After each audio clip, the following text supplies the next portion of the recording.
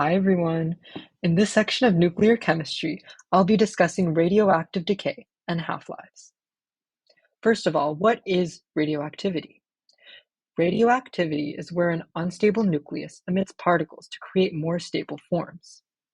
Radioisotopes, or isotopes that are radioactive, can also transmute or change into different elements or isotopes. Remember, this is possible because nuclear chemistry involves the nucleus of the atom, or protons and neutrons. Now let's talk about radioactive decay. Radioactive decay occurs as a nucleus spontaneously emits particles in order to create a more stable atom. Usually, it's because of an unstable proton to neutron ratio, where there are either too many protons or too many neutrons. Since it's spontaneous, this means it can't really be controlled.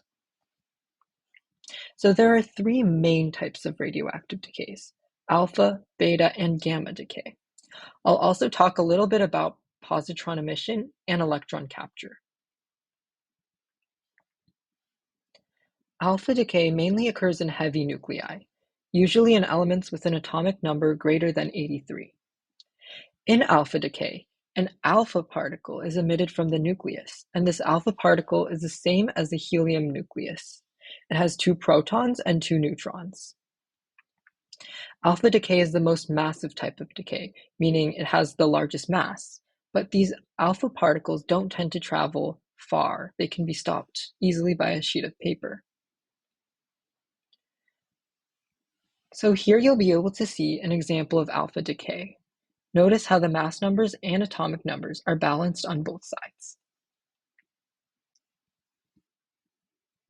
Beta decay is a little more complicated, but hopefully by the end of this, it'll be really easy to understand. During beta decay, a proton changes into a neutron, or a neutron changes into a proton. That's crazy, right? So there are 2 kinds of beta decay. Most commonly, there is beta minus decay, where a neutron decays into a proton. Since there is now an extra proton, a beta particle, which is the same mass as an electron, is emitted from the nucleus. This is to balance everything out. Remember that everything has to be balanced. So you might be confused as to why there's a -1 in the atomic number. You're like, well, how does that happen, right? But since we added a proton, the -1 is to signify the negative charge of the electron, as the negative particle is emitted to maintain that balance. As you can see, we start off with an atomic number of 90, and then this element changes to xenon, which has an atomic number of 91. So that needs to be balanced by the -1 here. So there's beta minus decay. There's also beta plus decay. This is known as positron emission. Basically, it's the opposite concept, where a proton decays into a neutron. This results in the loss of a proton, so a positive beta particle is emitted from the nucleus to balance that loss. This is not the same as a proton. The charge is still positive, but it has the mass of an electron. As you can see here, the mass is 0.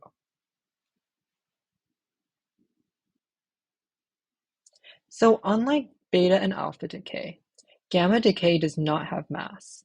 It's a kind of electromagnetic radiation from the transition of the nucleus from the excited state to the ground state.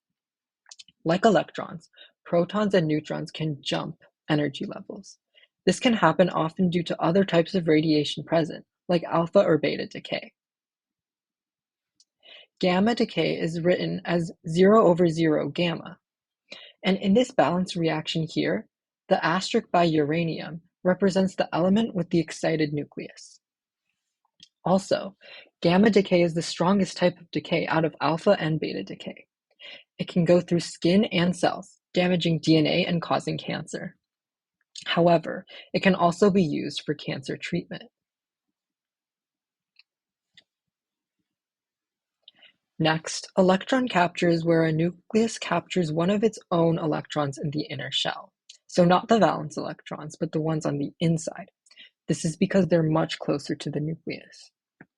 The electron that was captured will join with a proton to create a neutron. This is different from beta decay, as you can see that the electron is on the reactant side, not the product. So as a result, the neutron forms because the positive and negative charges cancel out, And as you can see, neutron is depicted as 1 over 0 n because it has no atomic number. Likewise, protons are depicted by 1 over 1 p.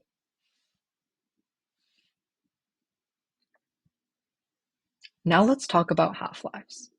Half-life is, well, just that. It's the amount of time it takes for a radioactive substance to decay to half of its original amount.